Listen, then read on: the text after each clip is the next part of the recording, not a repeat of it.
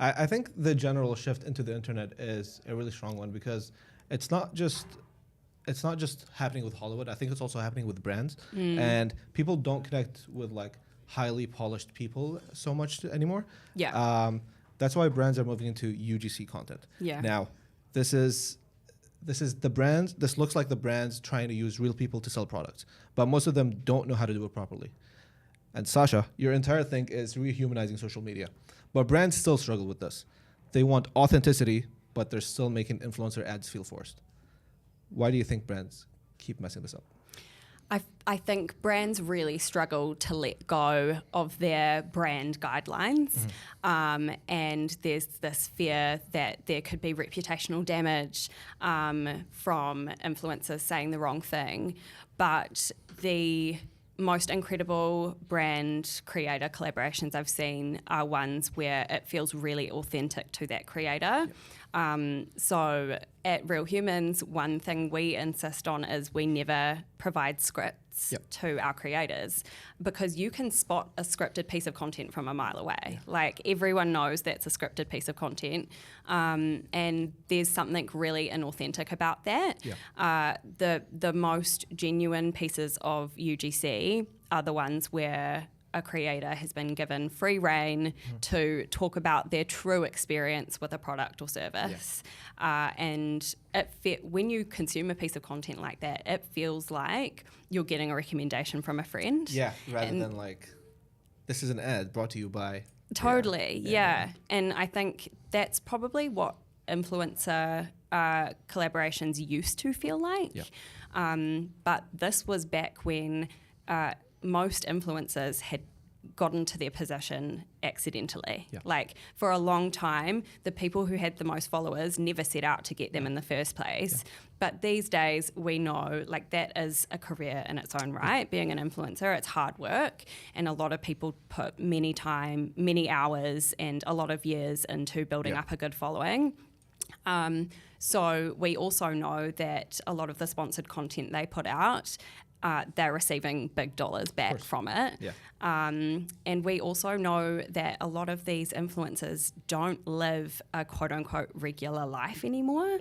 Like, I don't know, I look at some of these like influencer mums. Is it Avery Woods?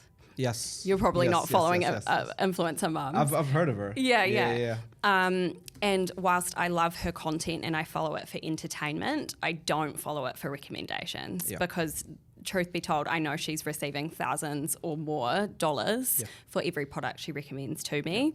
Most consumers are smart and can see through that. So for me, working with micro influencers or people who don't have a following at all, but they're just really good at creating content, to get those like genuine reviews and testimonials, to me that feels a lot more effective. And I expect we'll see brands moving in that direction a lot more, and probably a little bit more away from working with big influencers. Because just on that, I think that there's something that is really interesting multiple, but one thing that really stood out to me was the difference between like them recommending, like you getting a recommendation from a friend and then somebody like straight up selling your product. And I definitely feel that because I'm a big like podcast listener, and you can tell when like the stand-up comedian is talking about a product that they've been paid to sponsor, or they're talking about like their latest live show that's coming up.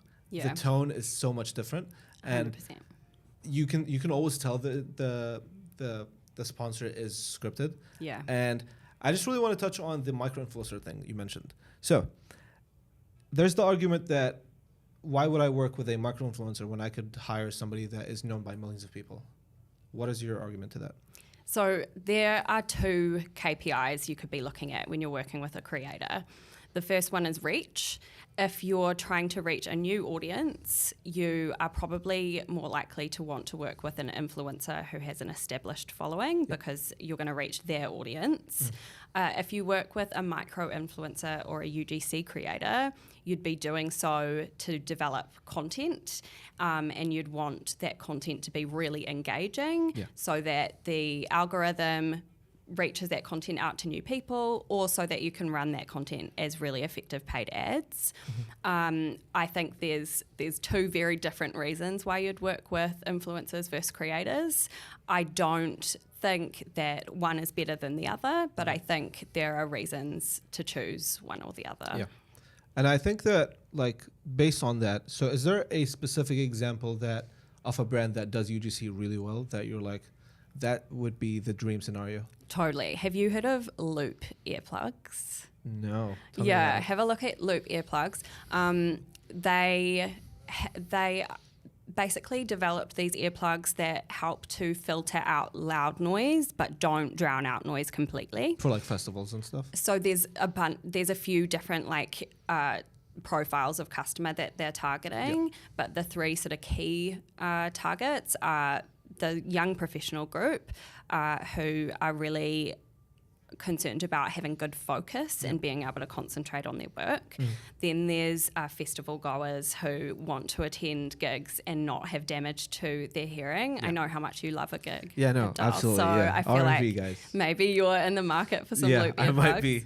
Totally. Yeah. And then you've also got parents Yes. who have children like screaming at them. I can hard relate to that. Yes. And that group of people don't want to like fully plug their children out, obviously, but we're wanting to like quiet down the noise so that we can focus and not feel overstimulated and be good parents. Yeah. So they've got three pretty different profiles in their customer base, and they use UGC to connect really well with each of those different groups of people. So if I see a ad featuring someone at a music gig partying and like managing to not burst their eardrums as a result, I don't really connect with that. But as a mum of two young kids, I totally connect with that other messaging. Yeah. And I want to see another mum telling me that that product is good. I'm going to believe that if I see a mum telling me that they've had an awesome experience with using that product. Yeah. So they do a really good job of representing the different types of customers that they have and the diversity of those customers by featuring creators who look and sound like those customers in all of their content. Yeah. I think that's really interesting because it's gotten to the point where to go after this UGC style of content, I've heard and seen a lot of brands provide their customers with like a brief to make that UGC content. Yeah. And it's almost been a thing of like the actual, like they're a customer first, then they become a UGC creator. Yeah. So like a lot of the times people genuinely buy the product and they do a little review on it and suddenly they become like a brand ambassador for the brand. Yeah, Yeah. That's like the most genuine way to get there, right? Like Yeah. if you've got someone who really genuinely wants to rave about your brand and you can get them to then create some awesome content for you, like that's the most genuine type of UGC that you can get. But a lot of brands don't have customers who are engaged enough or comfortable enough to create UGC style content for them, even if they would rave about the brand. So that's where it's really great to have access to some awesome UGC creators who you have on your books and you can return to time and time again. You know they create really good content, but you also know that they are really genuine and the content comes across as authentic. Yeah. So your customers are going to really trust that. Yeah. And I think that's the thing that like we crave more than ever is just like the feeling of like another human telling you what it is. Like I think in general we are sick of traditional advertising, and I think yes, UGC content in a way is advertising, but it comes in the form of again that like recommendation from a friend. Yeah. My question is there a limit? So like if I am a UGC creator, is there a limit of brands I can do that to? Because you can only do that so much until like the audience goes like, all right, brand number 37, what now? You know? I mean, you'd be surprised. Like the truth is, people don't. I find there's actually a real problem with ego in marketing. Okay. A lot of brands feel like, like people are sick of seeing the same person or they're sick of seeing our same messaging over and over again. People aren't sick of seeing the same messaging over and over again because they haven't remembered it the first 5 times they heard it. as much as it's really important to switch things up and continue testing new messaging as a brand, it's also really important to not let ego enter the chat. Yeah. And just like, you can totally keep doing the things that are working over and over and over again, and just assume that everyone's forgotten about it, because realistically, like, most of them probably have. Yeah. Yeah. And every time, like, the strong argument to that is that every time you post, it's potentially to a new audience. So yes, blank person has seen your video 4 times in a row, but it's also 4 different sets of people that saw your videos. Yeah. And so that's like a bigger opportunity to capture a wider audience. Yeah. And I think that's something people should just get over, like both the creators and the audience themselves. So, because like, there's no point in you could just keep scrolling. You don't have to say, oh, you keep posting the same video 3 times There's in a row. always one who's gonna comment. It's always the no profile photo having. Oh my God, 2 and followers. like a Bible verse in their profile. Yeah, totally. Yeah. There's always one. Yeah, especially with like in our content with the attention seekers, that sometimes we are the face of the content, and so some of the comments you'd be like actually surprised at like how unhinged people can get. With being faceless. And I think that's something people need to work on. Maybe introduce verification to social media or something. But yeah, it's just it's crazy how people can get really ruthless. You don't want to be like looking too deeply into your comment requests. And it's sometimes hard. It's really hard, because especially like when you're new to it, like, I don't know about you, but like, I am new to this whole camera stuff. So when I am posted on the attention seeker, I'm like actively going through every single comment like a psycho, saying, are they saying good, bad, nothing about me? And some could argue if they're saying good or bad, it's good still. But we are humans with feelings. 100%, and it can be really hard to read some of those comments. But equally, it's really fun responding to hate comments sometimes. That's where you do all the engagement. Totally. I'm like, you want to hate, I'll have a great conversation with you in the comments, and I'll get more reach as a result. So thank you kindly. Absolutely.